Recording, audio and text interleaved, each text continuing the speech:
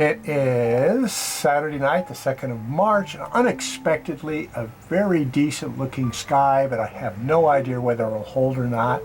We're operating at 256 flood and 42 decibels of auto gain control. We're going after a few galaxies at 150x in color mode using Lumicon's deep sky filter. We have a field of view of maybe 10 by 7 arc minutes, so everything is super magnified and therefore the light is diluted. We are still exploring what the effects would be of magnification to some degree on 12th, 13th, and 12.5 and brighter galaxies. There aren't many to choose from given the fact the winter Milky Way is now culminating to the south, but I do have a list of about 8 or 9 that will make good studies for the evening.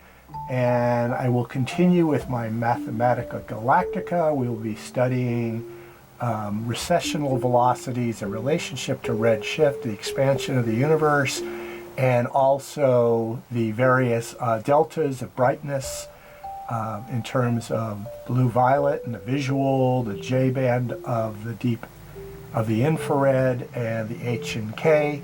We are looking for clues that may lead to a grand unification of all these principles, including galactic maturation, which I now suspect a galaxy as fully enters into its maturity when it becomes a lenticular class spiral of the O class.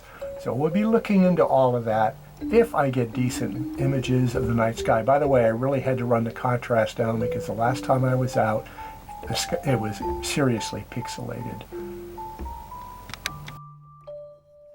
Well, there's quite a difference in Rigel now that I've reset the focus. I have no idea why the focus would shift, except maybe temperature has caused it, because there is a focal lock on this. Let's have a look at Messier 79 as it forms on the screen. Yeah, you can see the nucleus forming. Let's hope the stars are a little more pinpointy than they were before. It's hard to tell whether you have atmospherics or whether thermal properties of glass of the lens or something has changed. Something has shifted in terms of the scope OTA length due to temperature, but I have found that I have to double check focus quite frequently in terms of the scope getting out in the evening, and I got a late start tonight because I was surprised by the fact we actually got a clear sky. So once again, I'm going to give you the data on Messier 79, a winter globular cluster. There aren't too many of these. Oh, the stars are looking a lot better now. Messier 79, globular cluster in Lepus, magnitude 7.7, 7.8 arc minutes in size, 42,100 light years distant, somewhere out near the rim of the Milky Way galaxy. We are at minus almost 24.5 degrees in declination and getting a much better view than we got earlier. And let's hope that we can now pick those 12th magnitude galaxies out with much more enthusiasm and confidence. All right. Yes, those stars are looking like stars. NGC 2106 is a galaxy in Lepus I have imaged previously. It is magnitude 12.1, 2.7 by 1.4 arc minutes, spiral with a bar of the lenticular class. It's a growing lenticular. It's got a bar, 83 million light years distant. We're minus 21.5 degrees in declination. The galaxy is quite visible right there on the screen, and the star field is looking far more attractive than when everything was out of focus and everything looked like some kind of a nebulation. 2106, baseline for the evening.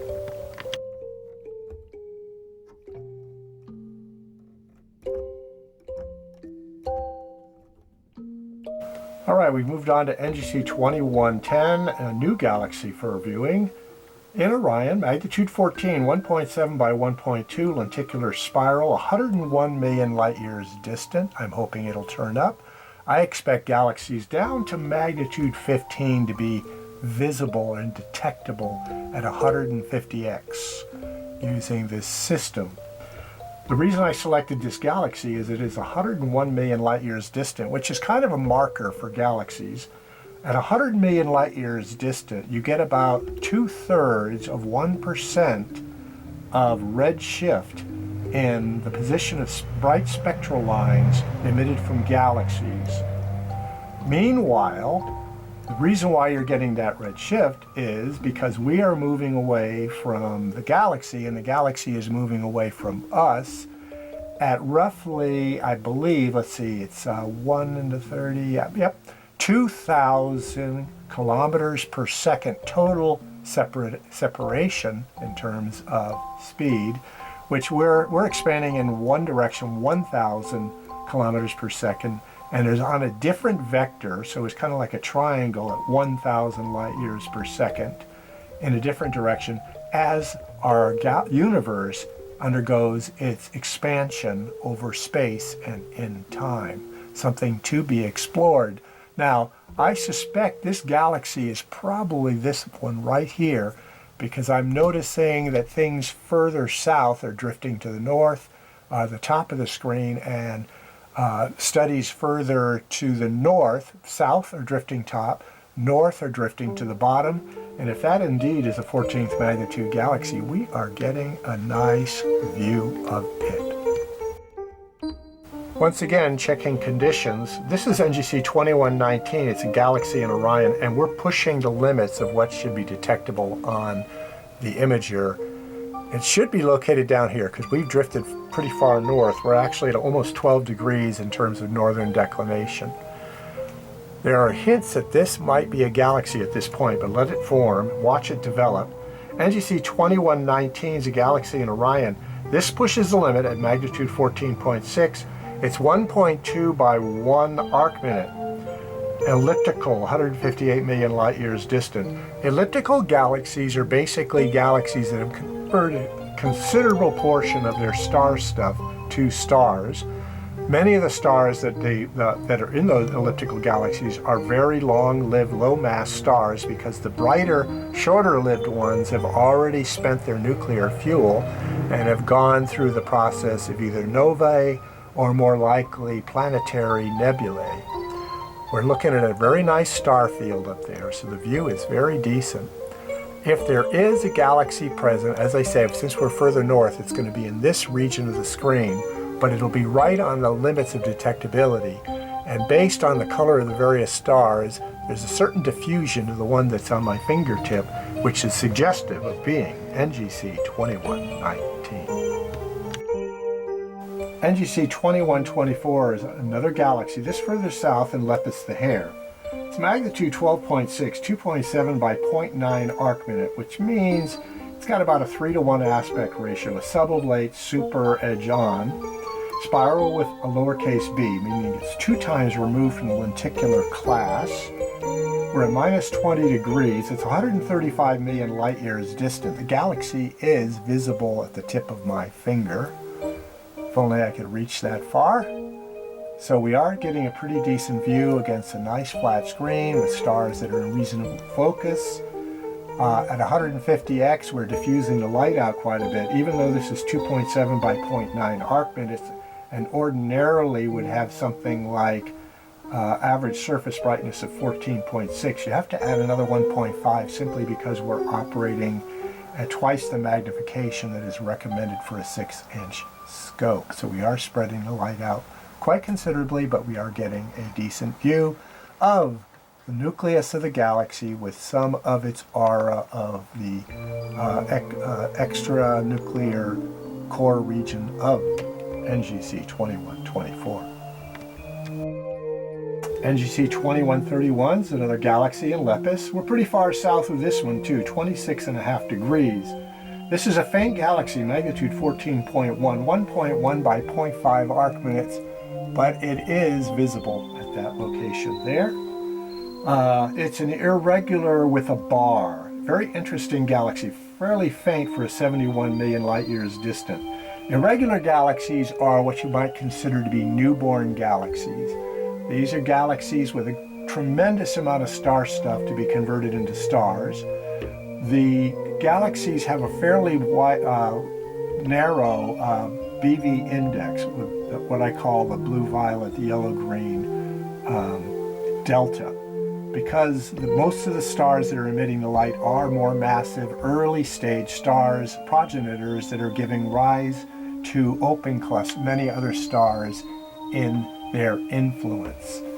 The galaxy, I believe, is present right here. We are looking fairly far south. That's our view, and it'll be interesting to do the numbers on this.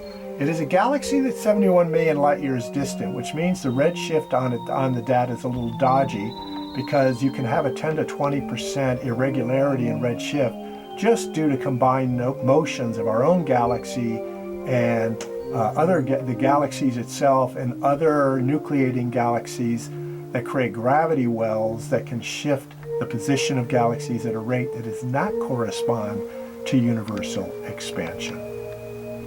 Our next view is another galaxy in Lepus, NGC 2139. Brightish, magnitude 11.6, 2.9 by 2 arc minutes, spiral with a bar but a lowercase c, meaning it's 3 times removed from the lenticular class, which means it's a fairly unevolved galaxy. We're getting a pretty good view here, however.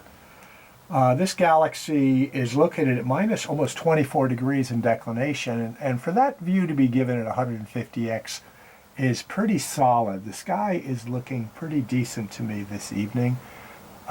Sharpening the focus on the scope has certainly helped from our earlier views, and we do want to review what we've already imaged, especially at Messier 43 and maybe the Flame Nebula, to see if we can get a little better view on exit this evening. Our next view is NGC 2179. I'll give you some data on it in a second. Watch it form on the screen. You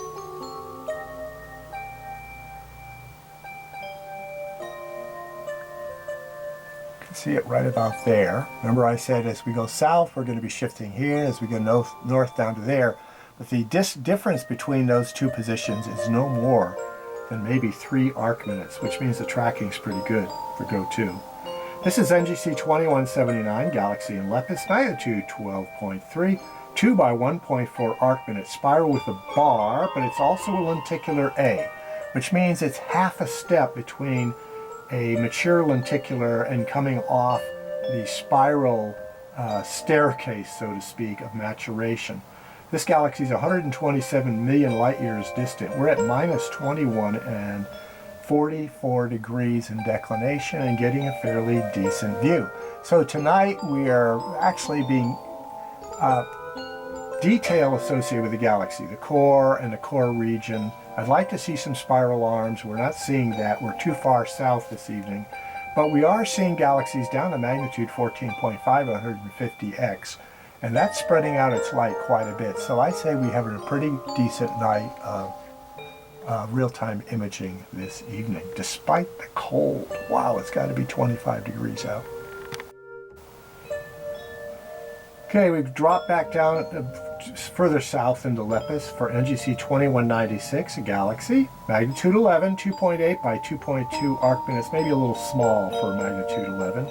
Spiral with a lowercase a, meaning it's once removed from a lenticular class on the Hubble-de-Volculaires morphological chart. It's 104 million light years distant, which means it's roughly got a redshift percentage of about 2/3 of 1%.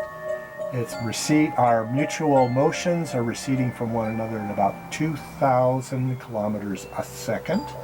That would be a pretty good rate of speed for a ship, maybe not to go between the stars, but certainly in terms of interplanetary travel. The galaxy is a football shape, 2.8 by 2.2 arc minutes. We're at minus almost 22 degrees in declination with a right ascension of 6 hours and 12 minutes. Not a bad view. Okay, our next view is NGC 2206. It's a galaxy in Canis Majoris, the big dog. Magnitude 12.2, 2.4 by 1.3 arc minutes, spiral with a bar and a lowercase bc, so 2.5 times removed from a lenticular, 278 million light years distant, which means basically now we have something in the, I would say, almost 2% of a redshift, which would put it at about 4,000 to 5,000 kilometers per second in recessional velocity. I will put the actual data on the screen tomorrow as a caption as we explore this Mathematica Galactical series based on these galaxies. So we're at minus 27 degrees, so we're looking through a lot of atmosphere here, and we're also looking a bit, I think, through the northern Milky Way when we enter into Canis Majoris. I'm going to see if there's any more galaxies. This is the last one on my list. Let's hop along a little bit and see if we might pick up one or two more before revisiting some of the nebulae we looked at earlier that were out of focus. Let's watch this adventitious galaxy develop. This is NGC 2207. I'm glad I skipped through, went on past 2206, which was the last study on my observing list for the evening. This is a galaxy, again, in Canis Majoris, pretty far south, almost 21.5 degrees, but here's the interesting thing about it. It's magnitude 10.8, 4.2 by 2.6 arc minutes, spiral with a bar, lowercase b, c, 2.5 times removed from Z, or lenticular class.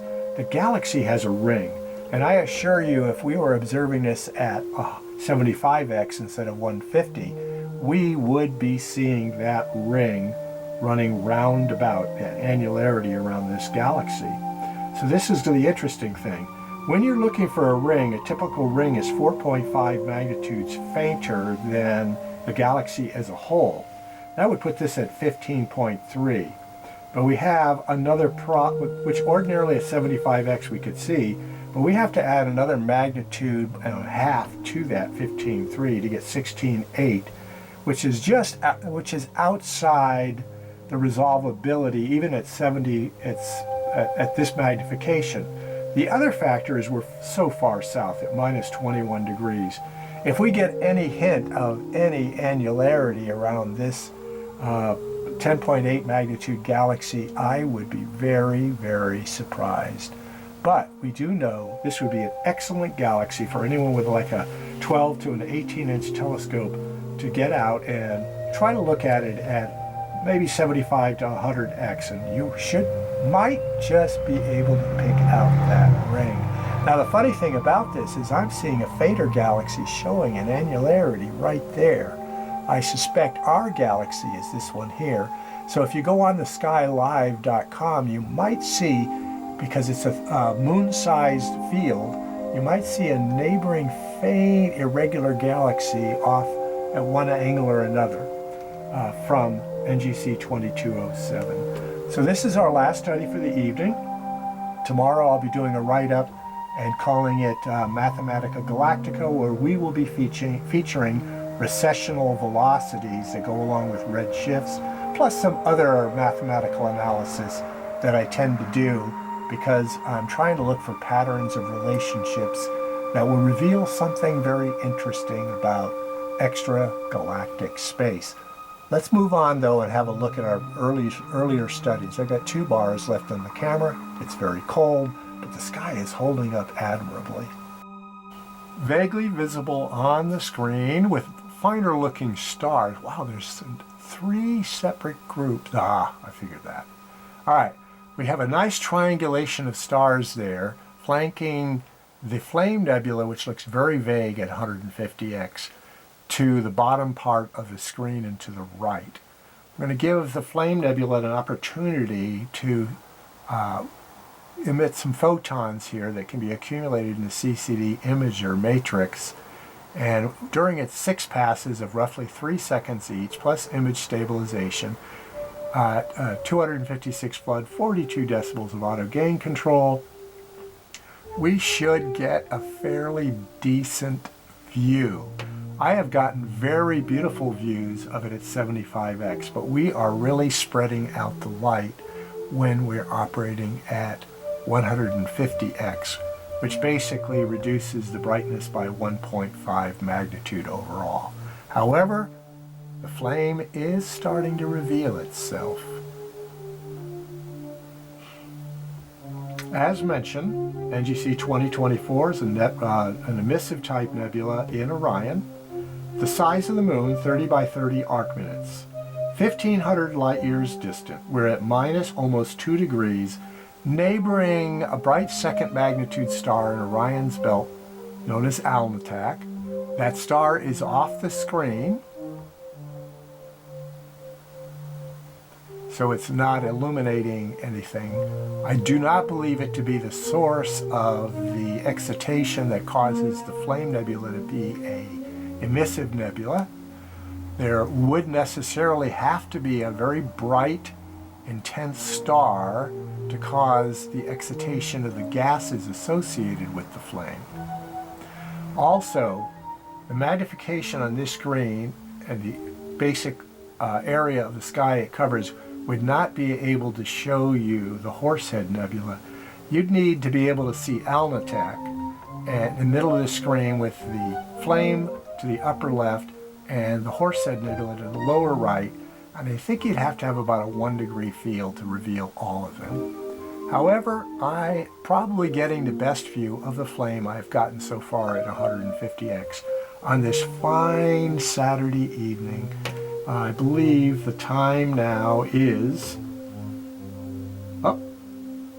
almost 8 o'clock. So we are getting a very fine view for the amount of magnification we're throwing at it. Now, the one virtue of magnification on studies such as the flame does reveal more texture, although it is not giving us the maple leaf-like shape that one would expect of the Flame Nebula that is evident in imagery that is able to intensify its light down into a lower size or much larger aperture imaging scopes with photography or CCDs. What we're going to do on this now is let's have one more look at Casper, maybe Messier 43, before I sign off. However, what I may also do, because I still have a little battery life left on the handheld camera, is we'll run back the sensitivity of the camera till we can get the best view of Messier 42 possible. But let's go on to Casper and see how friendly that ghost is. All right, here's our view of Messier 78. It's a nebula in Orion, magnitude 8.0, 8.6, 8 by 6 arc minutes in apparent size, 1,600 light years distant. Low surface brightness, high magnification means we're not really getting much of a view of its reflective nebulosity. However, I can see some of it present on the screen. This is the kind of study that really should be we should be operating at maybe 75x, not 150 like we are now. I am using 150 as an experiment, especially with smaller apparent size studies such as planetary nebula and galaxies. So there's our view. We are seeing some nebulosity, but not especially a large amount. Yes, indeed. Much better view of Messier 43. Focused. Stars are looking more star-like, although they are rather large looking because their light spreads out quite a bit at high sensitivity settings and long exposure times. Here we see the Conch Shell Nebula, emissive type, in Orion, magnitude 7.0, 20 by 15 arc minutes, which means we're probably having another 7 magnitudes onto the magnitude total brightness. So we got about a 14 magnitude average surface brightness.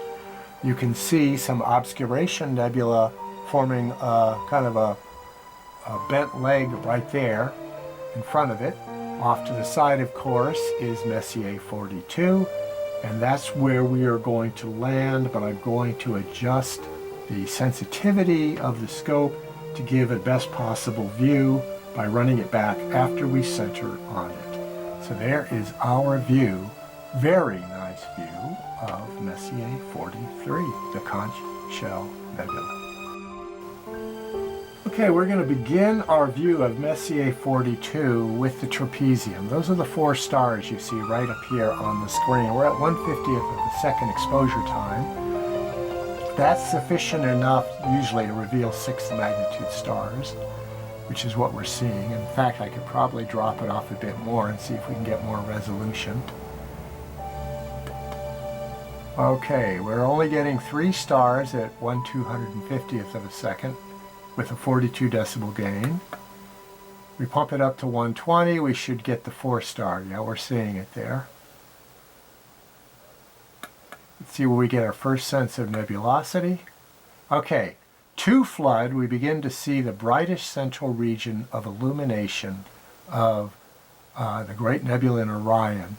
How at the same time we're still resolving the trapezium. We are not seeing the 5th member of the trapezium, however. And I think because by the time we see the nebulosity, we're kind of blending the light of the stars too much to resolve it. That is the one virtue of operating at 150x. We're getting close to 1 arcsecond resolution as long as we do not overexpose the source of light.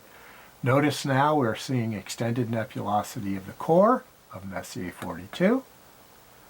Now we're starting to blend the lights together of the trapezium, although it's pretty clear there's still 4 stars present. Now we're seeing the illuminated central region of the nebulosity. This would be the emissive region where you're seeing the red light rather than the white light, which is more reflective. Okay, we're beginning to expand outside and starting to look much more like we might expect to see the Great Nebula in Orion.